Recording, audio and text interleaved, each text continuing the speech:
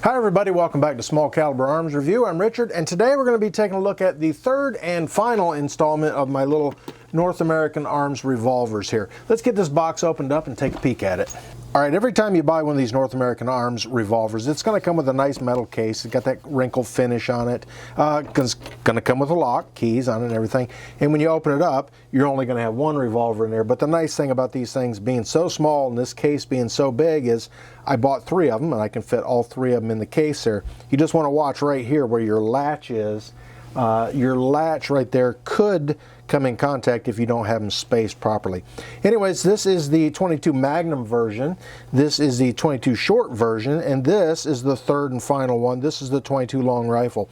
Now, if you'll remember when I did the 22 short version, I had a problem with the detent pin, the ball in there falling out of it, and I nearly lost the ball a couple times, but all I had to do was email them and send them the serial number, and they sent me a new one. This is the old one in the bag there. I did manage to keep all the parts, the ball, the spring, the actual pin, and the base pin. But they did send me a new one, which was a no hassle thing. Like I said, I just sent them the serial number and they sent me a new pin. So that one fits comfortably right there in the middle, but this is the one we're going to take a look at, and you can see all 3 of them are the same. They do make these in different styles and everything, but I wanted to keep the trio of them, the short, the long rifle, and the Magnum. The Magnum, I had some issues with bullet tumbling on it, quite a bit anyways, and I think it's because of the higher velocity and the short barrel. Now the 22 Magnum and the 22 long rifle pretty much have the same length barrel on them.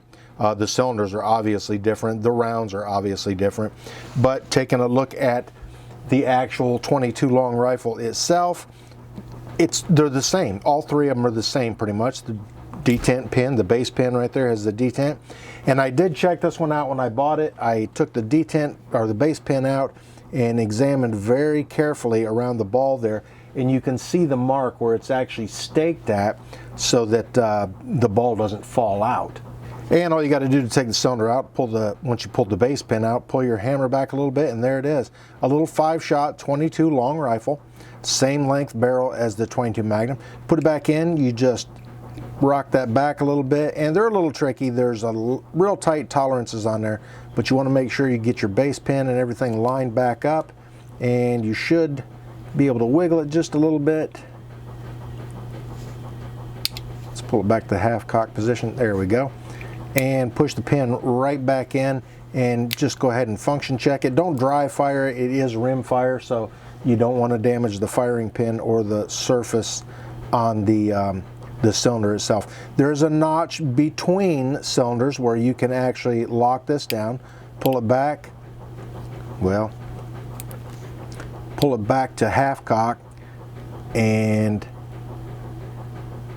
you can lock it right in between there. Now you'll see this is a 5-shot revolver, so there's 1 at the center right now, 2, 3, 4, and 5. So that hammer is now locked between cylinders there, and it is a safe way to carry. You don't have to worry about anything hitting the hammer and setting the round off. But we're going to go ahead and get this thing loaded up with some CCI standard velocity 22 long rifle and get it out on the range, give it a few shots, and see if the combination of the barrel length and the velocity of these 1,070 feet per second have anything to do with accuracy, or if there's any bullet tumbling with this one. All right, now some of you might be wondering why I say this is my third and final NAA revolver, because they do make a bunch of different models, and there were a bunch of them that I wanted to get. But although I don't want to get too much into the politics of things, the owner of North American Arms, Sandy Chisholm, said some things that kind of rubbed me the wrong way, I guess. And I'm not into the cancel culture thing either, but I mean, I don't have to purchase their products if I don't want to. That's the nice thing about being in America, is it's a free country and I can do whatever I want. And I'm not suggesting you do one thing or the other. It's completely up to you. Now, the product that they make is a pretty nice little product. I like these little revolvers. And like I said, there's a few other models I wanted to get, but I'm probably just not going to do that. Anyways, we're going to get this thing loaded up. All you got to do is pop the cylinder out, and it's 5 rounds of 22 long rifle, so we'll drop them right down in there. And then we're going to try a couple shots for Accuracy, this thing is so small I really can't rest it in the Caldwell matrix, so I'm just going to do them kind of offhand, and I want to look at the holes in the target to see if there's any bullet tumbling with it. I don't suspect there will be. The 22 short did just fine because it's a lower velocity, and with such a short barrel, it actually was enough to stabilize it. Now, one of the things I have noticed about all three of these revolvers is the rifling in the cylinder is not that well defined. It's not very deep. It's pretty shallow, but in the short, it was enough to stabilize it. It's the same thing in here. It's not real deep rifling. We'll see if it's going to stabilize it at the 7-yard target there. All right, here we go. We're going to give it a shot there. And like I said, as long as I'm in the sun here, everything's cool. Again, it's a little tiny revolver. There's not much to hold on to. I can get pretty much one finger on the grip, and that's about it. And hopefully, someone did recommend that they said they come up with a modified hold for it. And what they said to do was to put your thumb of your offhand on the back of it there, and it gives you a little more to grip onto. Maybe, I don't know, I might give it a try like that.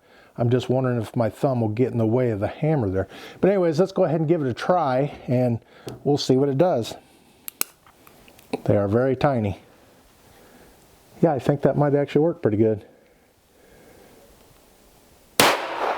Very heavy trigger pull on these things, that's for sure.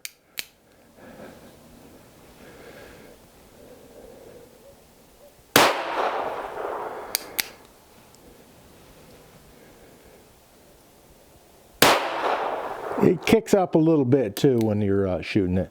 Not quite as bad as the 22 Magnum does, and definitely not as nice as the 22 short.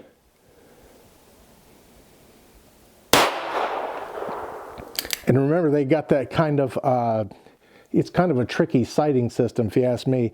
Don't line the top of your front sight up with the top of your rear notch because you're going to be pointing way downward with it. I'm just kind of sighting right down the top of the gun and just centering the front post up with where I think it should be.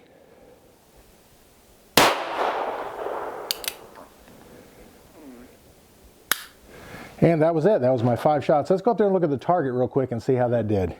Okay, took 5 shots. There's 1, 2, 3, 4. I doubt if I put 2 of those in the same hole. 1, 2, 3, 4. I do not see a 5th one on the paper anywhere. Who knows, but I can tell you that one does not look round, and those don't look round either. That one does. It might just be some paper tearing there, especially with nothing behind it there. Maybe I'll try for one of these lower ones where there's still actually some wood behind there, but I don't know. We'll give it another try, another 5 rounds and see how it does.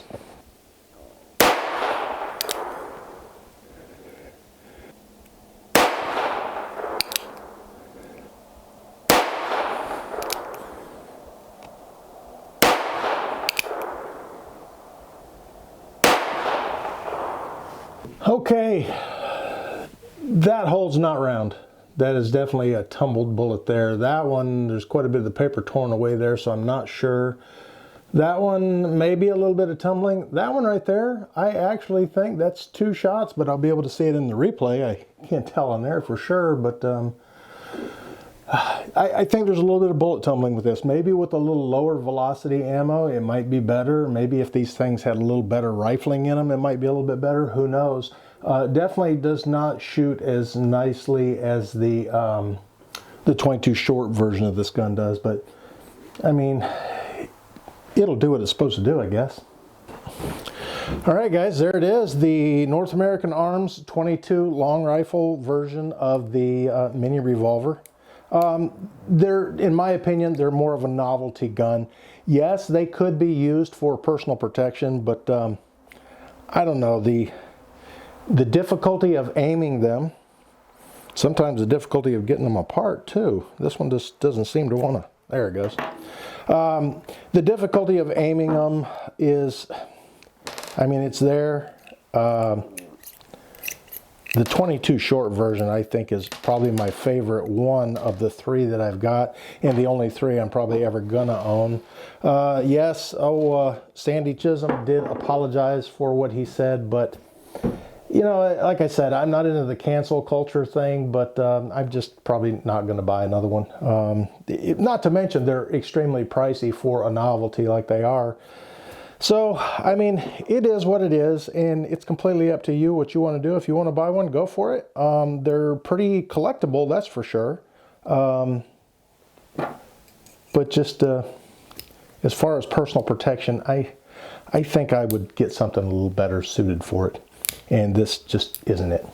Anyways, thanks for watching Small Caliber Arms Review. If you could, reach up here and hit this button to check out some of my other videos. Hit this button down here to subscribe if you haven't already. And thanks for watching Small Caliber Arms Review.